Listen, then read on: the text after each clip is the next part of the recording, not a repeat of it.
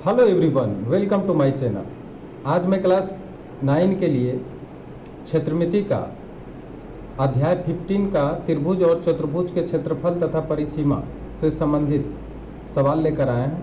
हल करें 15.2 में आज देखेंगे सबसे पहले 19 नंबर का सवाल। एक समकोण त्रिभुज की समकोण बनाने वाली भुजाओं की लंबाई 12 सेंटीमीटर और 5 सेंटीमीटर है।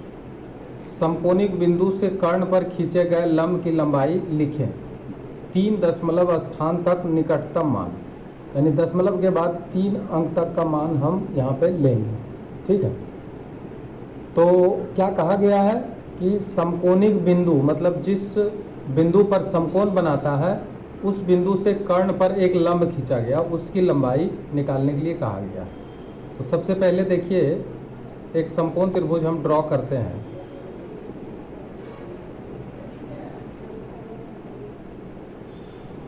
ये देखिए, एक समकोण त्रिभुज बन गया।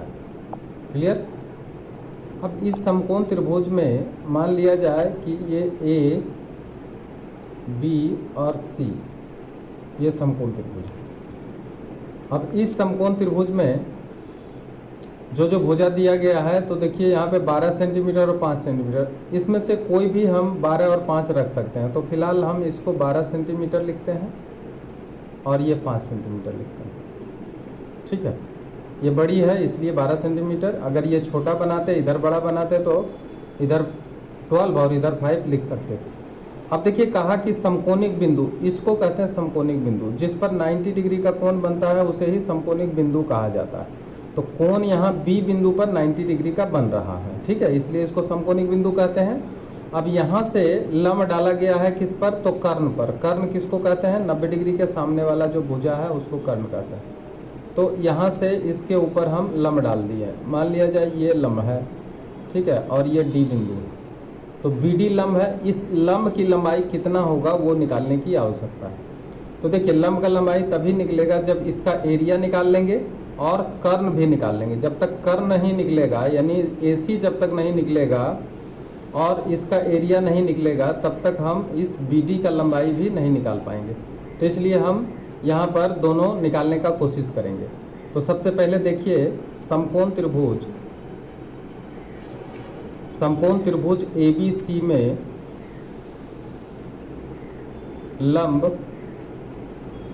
लंब ए बी बराबर कितना सेंटीमीटर है, 12 सेंटीमीटर। आधार कितना है, आधार इसका है बी सी, और बी सी का भी लंबाई यहाँ पे मिल गया है 5 सेंटीमीटर। ठीक है, लेकिन कर्ण जो होता है, कर्ण 90 डिग्री के सामने वाला भुजा, उसको हम AC कहेंगे और ये हमें मालूम नहीं है। समकोणिक बिंदु से कर्ण पर डाला गया लंब, समकोणिक बिंदु से कर्ण पर डाला गया लंब क्या है, डाला गया लंब BD है। ये B है और D है। लंब बराबर BD, और इसका भी लंबाई हमें मालूम करना है। ठीक है, दशमलव के 3 अंक तक का। समकोण त्रिभुज ABC का पहले क्षेत्रफल निकाल लीजिए। 1/2 गुना आधार गुना लंब। ठीक है, 1/2, आधार कितना यहाँ से ले लीजिए 5, लंब कितना है 12, काट लीजिए इसको। 30 वर्ग सेंटीमीटर, ये आ गया इसका एरिया। अब देखिए, इसका कर्ण निकाल लीजिए। गौर से देखिए,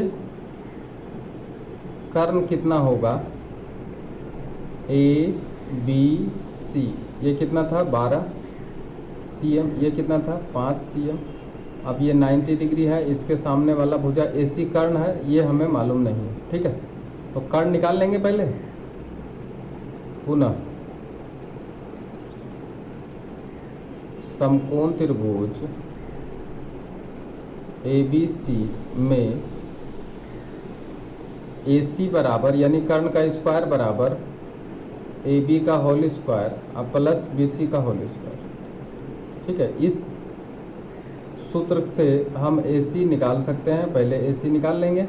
ए बी के जगह पे हो जाएगा 12 का होल स्क्वायर अब प्लस 5 का होल स्क्वायर। इसको पहले निकाल लीजिए।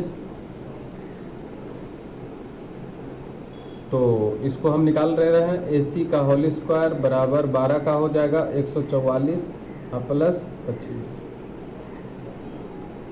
ए सी का होल स्क्वायर बराबर इसको जोड़ लीजिए 169। अब ए सी बराबर हो जाएगा 169 का अंडर रूट ए सी बराबर 13। अब देखिए यहाँ पे 13 सेंटीमीटर जो आया है, अतः कर्ण का लंबाई आ गया। कर्ण बराबर ए सी बराबर 13 सेंटीमीटर। ठीक है, तो चित्र में अगर हम देखें तो ये लंबाई कितना आ गया 13 सेंटीमीटर। अच्छा, यहाँ से जो लंब इसके ऊपर डाला गया है, इसका लंबाई अगर बी डी है तो बी डी निकालने के लिए एरिया का दरकार होगा और बेस का दरकार होगा। तो जिस पर लंब डाला गया है वो बेस क्या है, ए सी है। तो इसको हम इस प्रकार लिख सकते हैं कि चूँकि समकोण त्रिभुज ए बी सी का क्षेत्रफल बराबर कितना आया 30 वर्ग सेंटीमीटर और समकोण त्रिभुज ए बी सी का क्षेत्रफल 1/2, लेकिन बेस यहाँ पे ए सी लेना पड़ेगा और हाइट हमको बी डी लेना पड़ेगा क्योंकि बी डी का लंबाई हमें निकालने के लिए कहा गया है। और 1/2 ए सी का मान 13 निकाल लिए हैं, आई इंटू बी डी अभी रहेगा क्योंकि बी डी हमें निकालना है। तो क्रॉस गुना कर लेंगे। 13 बी डी बराबर 60, इसलिए बी डी बराबर 60 डिवाइडेड बाय 13। अब ये मान जो आएगा तो मान कितना का निकालना होगा हमें, दशमलव के बाद 3 अंक तक का मान निकालना होगा। तो चलिए 13 से लगाते हैं। 13 4 जा 52, 8 आया, एक 0 बैठाया, 6 78, 2 आएगा, 6 के बाद 1 आएगा, उसके बाद 13 25 65, 5 आएगा, उसके बाद 13 चौका 52 नहीं आएगा, 13 3 39। तो देखिए दशमलव के बाद हम कितना अंक लाए हैं 4.6153। हम यहाँ पे 4 अंक लाए हैं, लेकिन वहाँ कहा कि 3 अंक ही रहने दीजिए। तो 3 अंक अगर रहने देंगे तो क्या होगा, ये 3 को हटा देना पड़ेगा क्योंकि 5 के बाद 5 से ऊपर अगर हो तब ये मान बढ़ता है, 5 का मान 1 बढ़ जाता है। लेकिन अगर हमें 3 ही अंक देने के लिए कहा गया है तो हम ये 3 को क्या करेंगे, हटा देंगे और इतना सेंटीमीटर लगभग ये हो जाएगा, लगभग। ठीक है, अतः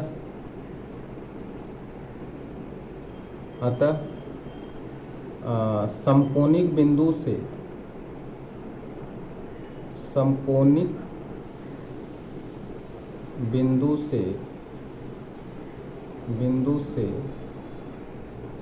कर्ण पर डाला गया लंब की लंबाई क्या है, डाला गया लंब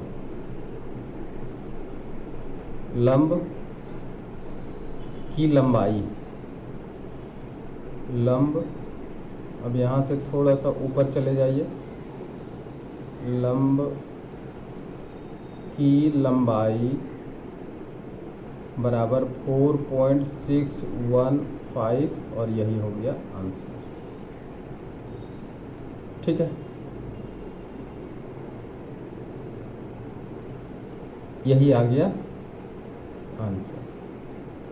अब देखते हैं 20 नंबर का सवाल। अब देखिए आपके सामने 2 सवाल था, तो पहला सवाल बन गया। अब देखिए 20 नंबर का सवाल देखिए, इसी में आप देखेंगे 20 नंबर का सवाल। 3 सेंटीमीटर, 4 सेंटीमीटर, 5 सेंटीमीटर भुजा वाले एक समकोण त्रिभुज क्षेत्र से एक बृहत्तम वृत्ताकार वर्गाकार क्षेत्र इस प्रकार काट लिया गया ताकि वर्ग का एक शीर्ष बिंदु कहाँ हो, तो त्रिभुज के कर्ण पर स्थित हो। तो वर्गाकार क्षेत्र की भुजा की लंबाई ज्ञात कर। तो ये क्वेश्चन को बहुत ध्यान से आपको समझना पड़ेगा। देखिए सबसे पहले तो कहा कि एक समकोण त्रिभुज है, तो एक समकोण त्रिभुज पहले ड्रॉ करते हैं। पहले आप देखिए समकोण त्रिभुज हम ड्रॉ करते हैं, ये है समकोण त्रिभुज, ठीक है, समकोण त्रिभुज बन गया। अब समकोण त्रिभुज जब बन गया है, ABC मान लिया जाए,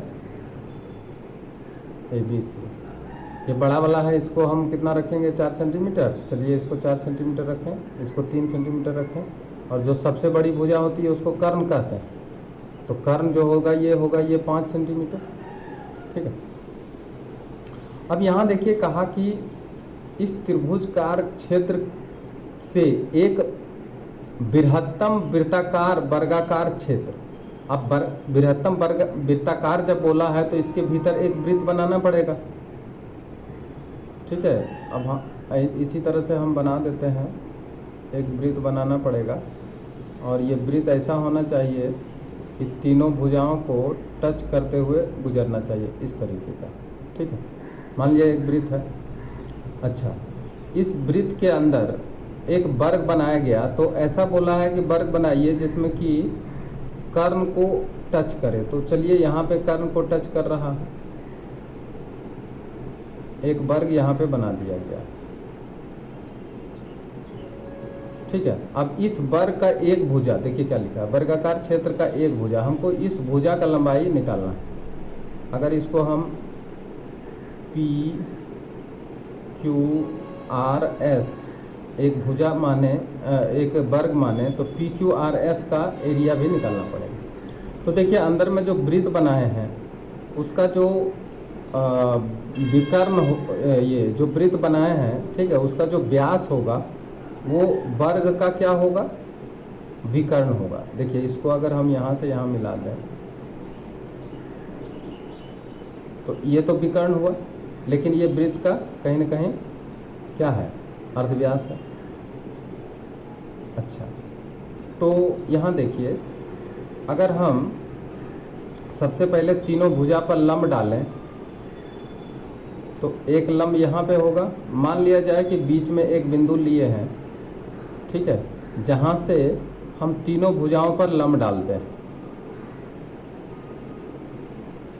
तीनों भुजाओं पर जब लंब डालेंगे तो क्या होना चाहिए, तीनों का लंब बराबर होना चाहिए, तभी तो एक वृत्त का सबसे जो अर्धव्यास होगा, अर्धव्यास का लंबाई होगा, वो क्या होगा कि ये अर्धव्यास के जो शीर्ष बिंदु होगा वो सब क्या होगा, भुजा को टच करते हुए गुजरेगा, ठीक है। तभी हम क्या कर सकते हैं, ये भुजा का अर्धव्यास, मतलब इस वृत्त का अर्धव्यास निकाल सकते हैं। तो मान लिया जाए कि इसका लंबाई x है, जो वृत्त इसके भीतर में लिया गया है उसका अर्धव्यास x सेंटीमीटर है। ये भी 1 सेंटीमीटर, ये भी 1 सेंटीमीटर, ये भी 1 सेंटीमीटर, ठीक है। अच्छा, इसको जब आप समझ गए हैं, ठीक है, तो एक फ्रेश डायग्राम हम यहाँ पे ड्रॉ करते हैं, वो आप देखिए। इसी में देखिए आप, इसको आप समझ गए हैं। अब एक फ्रेश डायग्राम यहाँ पे देखिए। अब जैसे एक वृत्त हमने यहाँ पे ड्रॉ किया, इसके अंदर एक वृत्त तो ड्रॉ करना ही पड़ेगा, क्योंकि इस वृत्त के भीतर में क्या है, एक वर्ग बनाना है। अब मान लिया जाए कि इस पॉइंट से यहाँ पे लंब डाला, इस पॉइंट से यहाँ पे लंब डाला, और इस पॉइंट से यहाँ पे लंब डाला, और सभी का क्या है, लंब बराबर लंबाई का है, तभी तो वृत्त बनेगा तीनों भुजाओं को टच करते हुए। अगर इससे ज़्यादा बड़ा बना देंगे तो क्या होगा, ये त्रिभुज से बाहर निकल जाएगा। और इसका लंबाई x है, इसका भी लंबाई x मान लिया जाए, x सेंटीमीटर का है। अब यहाँ पे देखिए A को सबसे पहले O से मिला दीजिए और B को भी O से मिला दीजिए और O को भी C से मिला दीजिए। अब ये जो मिलाए हैं तो यहाँ पे देखिए 3 त्रिभुज बना, AOB, दूसरा BOC और तीसरा AOB, 3 त्रिभुज बना है। ठीक है, सबका क्या है, हाइट सेम है, x x x, लेकिन आधार क्या है यहाँ पे अलग अलग। ठीक, तो आधार जब अलग अलग है तो सबसे पहले हम ये देखें कि त्रिभुज ABC, समकोण त्रिभुज ABC में लंब क्या है, AB 4 सेंटीमीटर, आधार क्या है BC 3 सेंटीमीटर। ठीक है, कर्ण लेने की आवश्यकता नहीं है क्योंकि हम त्रिभुज का क्षेत्रफल निकाल रहे हैं, इसलिए समकोण त्रिभुज का क्षेत्रफल 1/2 गुना आधार गुना लंब, ये भी होता है समकोण त्रिभुज का क्षेत्रफल का सूत्र। क्यों निकाल रहे हैं क्षेत्रफल, क्योंकि क्षेत्रफल का इस्तेमाल अभी करना पड़ेगा। आधार क्या है इसका 3 और लंब कितना है 4 है, काट लेंगे, आएगा कितना 6 वर्ग सेंटीमीटर। ठीक है, ये निकाल के रख लेंगे, इसका एरिया निकल गया, पूरे त्रिभुज का एरिया निकल गया। ठीक है, अच्छा अब क्या होगा कि यहाँ पर हमको ये जो वृत्त का अर्धव्यास है उसका लंबाई निकालना होगा। तो मान लिया जाए कि यहाँ पर जो लंब डाले हैं वो है OD, OE और OF है। ठीक है, तो 3 त्रिभुज मिला करके एक बड़ा वाला त्रिभुज होगा, लिखेंगे चूँकि त्रिभुज AOB प्लस त्रिभुज BOC प्लस त्रिभुज, चित्र देखना है यहाँ पे, चित्रानुसार क्या लिखेंगे, चित्रानुसार, ये कहाँ से आ रहा है, चित्रानुसार आ रहा है, प्लस त्रिभुज AOC बराबर त्रिभुज किसका, ABC, यानी ABC 3 त्रिभुज के मिलने से बना हुआ है। ठीक है, अब देखिए अब इसका एरिया कितना होगा, इसका एरिया कितना होगा, तो होगा 1/2, इसका बेस होगा AOB का बेस होगा AB, हाइट हो जाएगा, यहाँ D है तो OD हो जाएगा,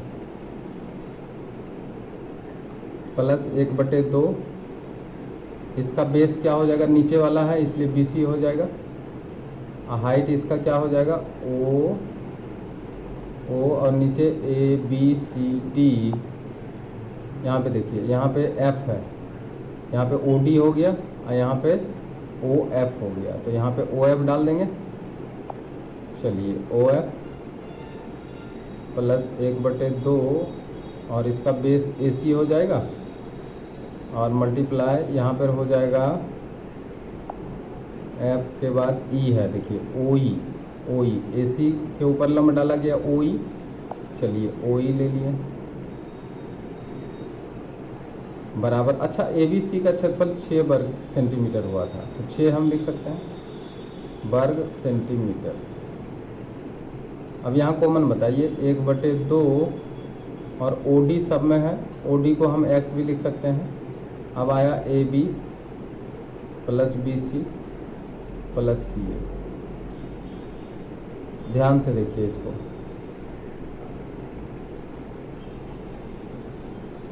और 1/2 इंटू OD की जगह x लिख सकते हैं ना, और AB BC CA कितना कितना है, AB का मान था 4, BC का मान था 3 और CA का मान था 5। कहाँ से आया अभी आपको दिखाता है। देखिए AB बराबर 4, BC बराबर 3 और AC बराबर 5।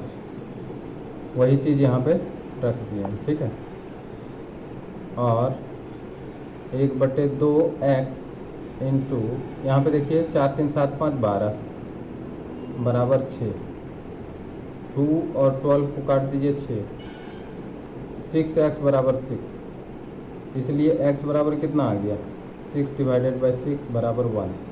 अब देखिए यहाँ पे x का मान यानी 1 सेंटीमीटर लंबा, इसलिए वृत्त जो भीतर में बना, वृत्त का अर्ध, ये क्या होगा अर्ध व्यास, वृत्त का अर्ध व्यास बराबर कितना होगा 1 सेंटीमीटर। अब यहाँ देखिए वृत्त का जो अर्ध व्यास होता है,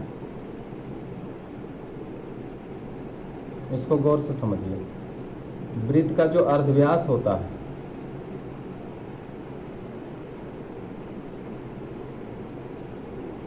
वो व्यास का दुगना होता है। अगर इसमें हम वर्ग बनाना चाहेंगे, गौर करिए, इसमें अगर हम एक वर्ग बनाना चाहेंगे तो वर्ग का ये क्या हो जाएगा विकर्ण हो जाएगा। यानी वृत्त का जो व्यास होता है वो वर्ग के विकर्ण के बराबर होता है, क्योंकि उसके भीतर में एक वर्ग भी बनाया गया और वर्ग का एक भुजा की लंबाई पूछ रहा। तो लिखेंगे वृत्त का व्यास बराबर होगा वृत्त के भीतर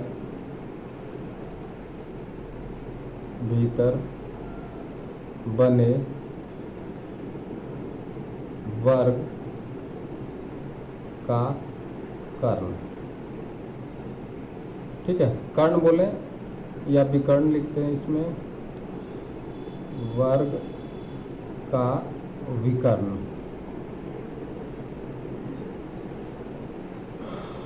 वृत्त का व्यास बराबर वृत्त के भीतर बने वर्ग का विकर्ण। तो वृत्त का व्यास कितना है 2 × 1। क्यों ऐसा लिखे हैं, क्योंकि देखिए अर्धव्यास इसका 1 है और व्यास क्या होता है अर्धव्यास का दुगना होता है। तो 2 × 1 = वृत्त के भीतर बने विकर्ण। अब वृत्त के भीतर बने विकर्ण जो होगा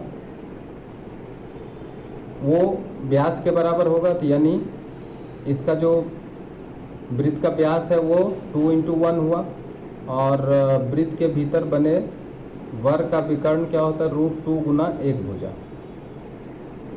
√2 गुना एक भुजा। इससे क्या निकल जाएगा, इससे हमको वर्ग का एक भुजा निकल के आ जाएगा। ठीक है, और एक भुजा अगर निकालना चाहेंगे, किसका एक भुजा, वर्ग का एक भुजा, तो होगा 2/√2। हम देखिए इसको √2 को बराबर के इधर ले आए। अब इसको अगर हम हर का करनी करें, एक भुजा बराबर 2/√2, अब मल्टीप्लाई करें तो √2/√2 हो जाएगा बराबर 2√2 और /2 करेंगे, 2 काट देंगे, कितना आ जाएगा √2 सेंटीमीटर। तो इसका जो वर्ग बना इसके भीतर यानी वृत्त के भीतर जो वर्ग बना उसका एक भुजा कितना आ गया, एक भुजा आ गया √2 सेंटीमीटर। ठीक है, बराबर इसको अगर पॉइंट में लें तो 1.414 सेंटीमीटर। आप ये भी आंसर लिख सकते हैं और ये भी आंसर लिख सकते हैं, दोनों में से कोई भी आंसर लिखेंगे आपका आंसर सही हो जाएगा। क्लियर। तो इस तरीके से आज हम लोग 2 सवाल कर लिए हैं। ठीक है, नेक्स्ट वीडियो में और भी ये कंटिन्यू रहेगा, आप इस सीरीज को देखते रहिए। और वीडियो अगर अच्छा लगा हो तो आप इसे सब्सक्राइब ज़रूर करें और अन्य दोस्तों के साथ शेयर भी ज़रूर करें अधिक से अधिक। Thank you very much.